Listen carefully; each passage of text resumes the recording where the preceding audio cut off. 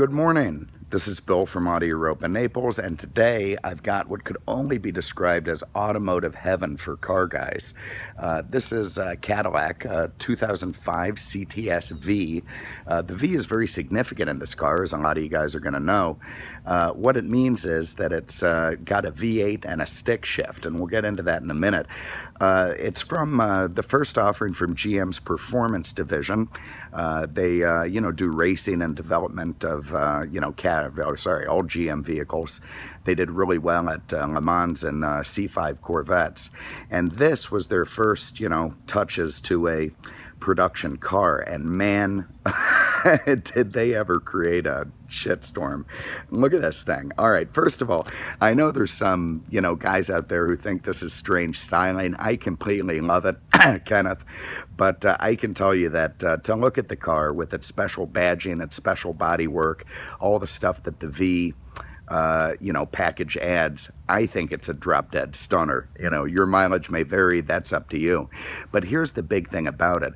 They took a Z06 engine from a C5 Corvette and the 6-speed manual gearbox from the same car and stuffed it into the Sigma Platform rear drive GM, Luxo midsize, and what great results. Look at the big wheels, the V badging on the fenders, the incredibly stout and aggressive front air dam on this car. It's got the special grille with the mesh, xenon headlamps. It looks again like a stealth fighter going down the road, which is what it's supposed to be. For stiffness and toughness, look at the brakes on this thing. Dinner plates, 4-piston Brembos, 355 millimeters in the front, 365 in the back. It's got 6 lug nuts, the same as a Chevy truck. You got a sunroof up top. You've got this great angular styling all around. Again, to me, this is just a stunning car. I like it without the V. So when you add a Z06 motor, it just gets that much better. At the back, you see those big pipes. A lot of sound comes out of there. All very straight, nice, true, proper. To me, just a very attractive car to look at. And, originally came out as a competitor against the M5 or the M3. It was M3 money. But it would beat the M5 just barely around the Nürburgring in Germany, where this whole car was developed and tested and tuned. Now, I don't know who started building Cadillacs in 2005, but they definitely were people who didn't like Cadillacs very much. When I was growing up, Cadillacs were signified by pale yellow interiors, carriage roofs, wire wheel covers, little skinny steering wheels, and while I love all of that, I just wonder if the Cadillac market said, what we really want is a 400 horsepower stick shift midsize sedan that beats the M5 around the Nürburgring. And they did it anyway, so God bless them. All right, let's have a look inside the trunk. We'll start with the boring stuff and get it out of the way. See if I can find the keys in my pocket. All right, so the trunk is useful. Of course, this whole thing is useful. Being a sedan, it's got an enormous cavernous trunk there. It looks to me also like those rear seats fall down. Not sure about that. Probably not. Maybe they do. I don't know. We'll find out. Either way, pretty damn big trunk in there. If you want to go to Costco, get some paper towels and some shrimp dip, you're going to have no trouble stuffing it in the trunk. Very nice and useful area there. Have a look under the hood, which is, of course, where the magic is. An LS6. They didn't have to do that. They could have just put a regular Corvette in it, but they put the Z06 engine in it. You really have to love them for that. Okay, so there it is. 5.7 liters of GM Z06 power. It's a pushrod V8, the stuff of car guys, and 390 foot-pounds of torque. Again, made into a buttery smooth 6-speed manual gearbox. I don't know about buttery smooth, but a nice 6-speed manual gearbox, and it's an absolute joy to fire this thing up and put it through its paces. You can turn off the traction control right on the steering wheel. It's a drift monster. Loves going around the racetrack. The turn-in's great, the handling's great, the braking, the performance. Oh boy, what a great car. I just wish I wasn't in this quiet residential neighborhood this morning. If I were waking up in Sebring, it would be a lot better. I suppose I should show you the back seats because they're important in the sense that you can stuff people back there. See, everything's in great shape, leather, you know, GM's plasticky kind of trim, but it's nice and tight. It goes together well. It's attractive with the, I don't know what you call that, nickel look and the kind of cool twisty door handles it's got. You know, GM of old, it might have used the same looking stuff, but it'll all be falling apart by now. You know, with this generation of GM product, it's nice, it's tight, it's proper, it's not going anywhere. You know, they really started building pretty solid cars. You can see everything back there as it should be. Nice place to be, although behind the driver's steering wheel is the best place. Up here, you've got all your power windows, your memory seat entry and such, your mirrors, trunk release. You got some cool V rocker panel, you know, scuff plates there. Neat suede inserts on the leather seats. Very cool, very sporty. Not too sporty, but, you know, enough to make sure, you know, it's not a regular CTS you're getting into. You can see the dash is very modern, nicely laid out, and just a sweet look all around.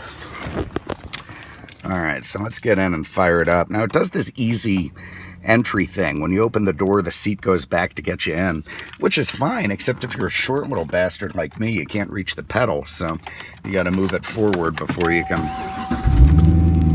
oh boy, fire that thing up. So just listen to the sound of that V8.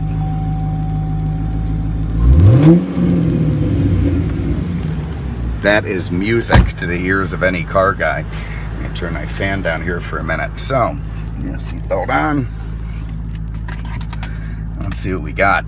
Okay, so here we've got this fantastically laid out instrument cluster, nice and simple, big tack. You see a 6,500 RPM red line. It's a lot from a 5.7 V8. You got your miles there. We're at 95 in this car.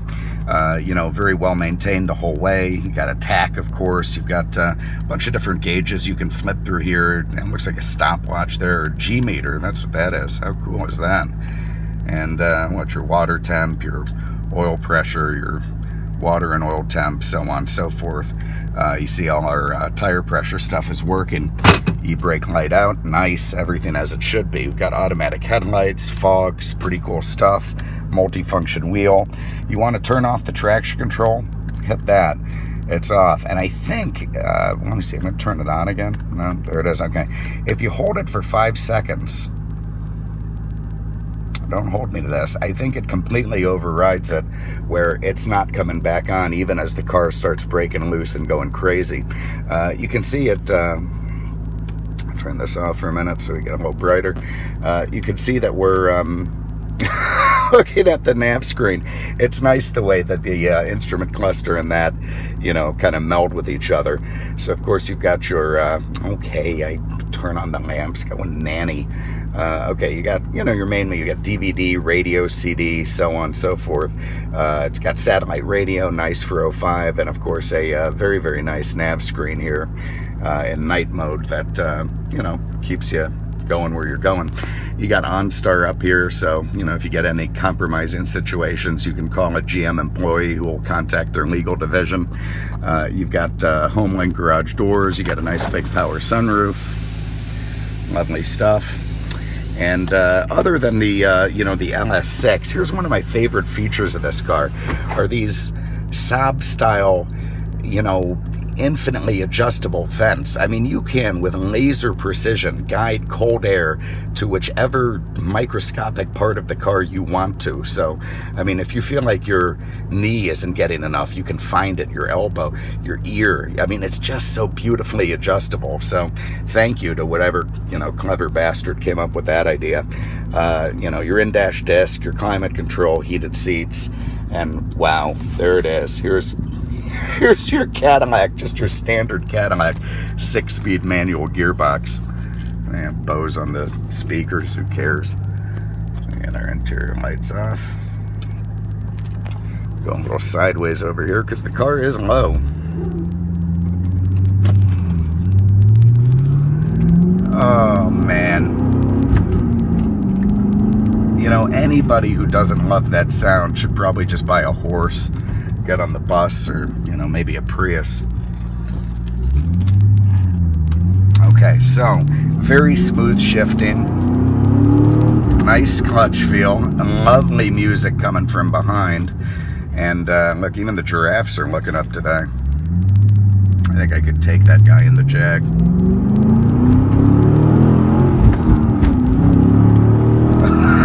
Alright, so what a way to drive into work. You know, obviously I'm short shifting there.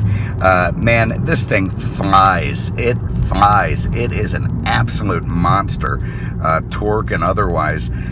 You know, it handles.